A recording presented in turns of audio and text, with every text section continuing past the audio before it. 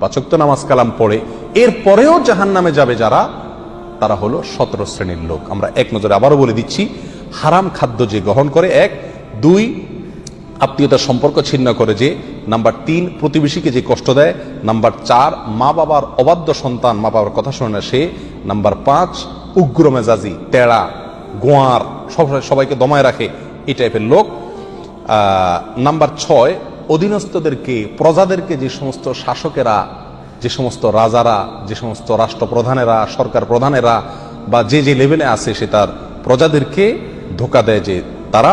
Number 7 অন্যের সম্পদকে অন্যায়ভাবে আত্মসাৎকারী ব্যক্তি। নাম্বার 8 উপকার করে কারোর খোঁটা দেয় যে ব্যক্তি, সে জান্নাতে যাবে না।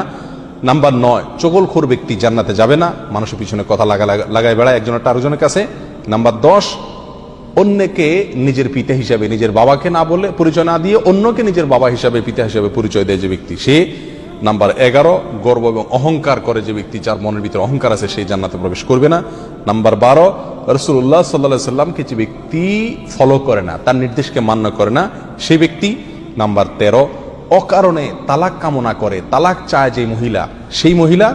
নাম্বার 14 দুনিয়াবী উদ্দেশ্যে যারা এলেম শিখে, কোরআন হাদিস শিখে, এলেম অর্জন করে, আলেম হয় দুনিয়াবী উদ্দেশ্যে, দুনিয়ার কোনো ধান্দায়, আল্লাহকে খুশি করা ছাড়া অন্য কোনো ধান্দায়, তারা। নাম্বার 15 চুলে বা দাড়িতে কোনো জায়গায় কালো কলব, পিওর কালো কলব ব্যবহার করে যারা, তারা।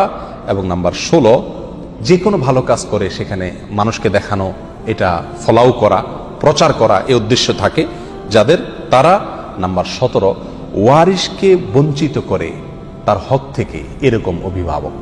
এই শ্রেণীর লোকেরা মুসলমান হয়েও জান্নাতি হতে পারবে না। আল্লাহ তাআলা আমাদের সবাইকে এই দুর্ভাগাদের তালিকা থেকে আমাদের নামগুলোকে বের করে আনার তৌফিক দান করুন।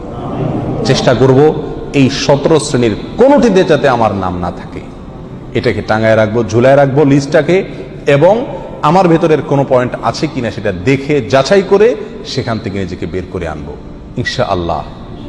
এরপরে আল্লাহ সুবহানাহু ওয়া তাআলার কাছে জান্নাত চাইতে পারবো, আশা করতে পারবো জোরালো ভাবে। আল্লাহ সুবহানাহু ওয়া তাআলা আমাদের সবাইকে আখিরাতে কিয়ামতের দিন একেবারে ফার্স্ট চান্সে, প্রথম চান্সেই জান্নাত যেন আমরা লাভ করতে পারি, জাহান্নাম থেকে মুক্তি নসিব যেন হয়, সেই তৌফিক দান করুন। জাযাকুমুল্লাহ ওয়া আখিরু দাওয়ানা আলহামদুলিল্লাহি রাব্বিল আলামিন।